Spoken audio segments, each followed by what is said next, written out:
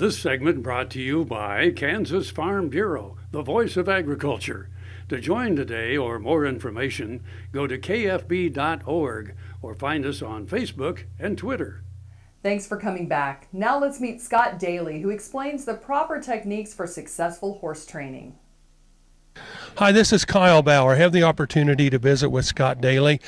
Scott, I've seen him work at many different shows over the last 10 years. And it's always amazing to me to watch him work with horses he had never seen before and able to work miracles with them.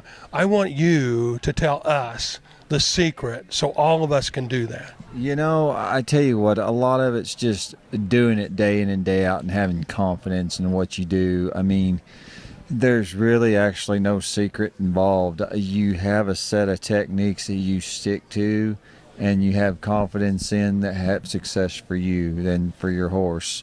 You want to make it as easy on them to where, at the end of a session, you'll be riding them around if it's a first-time rider. It never has been touched. It's your approach.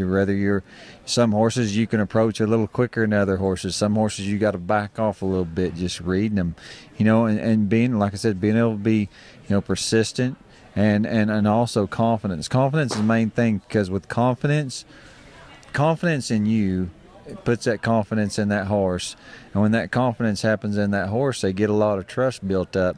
And once they get to where they got some confidence and trust in you, they're just going around and thinking, hey, this guy ain't hurt me, so why would I not not trust him? Why wouldn't I want to be willing to get along with him?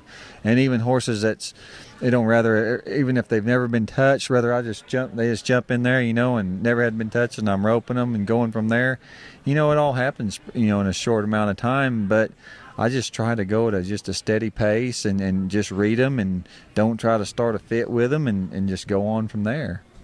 Truly, though, you've mentioned reading the horse, and I don't think a lot of people do understand that. As you were mentioning that, yeah. I thought about some of the biggest mistakes that I had made with my horses, and as I thought back on it, right. I should have known that there was going to, the horse was telling me we were done. We should have quit. Right. And I didn't pay attention to horse time. Exactly. I was trying to put him on my time. Exactly. And, it's just like this, and it's not. It's interesting because some people, it's just they don't know. It's not a bad thing. It's like I seen a guy, he said, man, I'm having trouble with a bit, and I said, you are? And I got to looking at the bit, and he goes, I've got this curb strap tied up as tight as I can get it. And I said, really? And I looked at it as a snaffle bit, a shank snaffle bit, and where you actually put the curb strap, he had it down there where you put the reins. And I'm just like, there's your problem, and he goes, oh, that seems, and I was like, he just didn't know. It wasn't that he's dumb. Anything, shape, or form, when people do stuff like that, it does not mean that they're dumb. It's not a dumb thing. It's just not knowing. It happens. It's part of it. Heck, I make mistakes just like everybody else. It's like I was working on my truck the other day, and boy, don't even get me started on that, because I am not no mechanic. That's why I train horses for a living. And my friend, he was kind of laughing at me, and he was like, well, you ain't no good at mechanic. And I was like, no.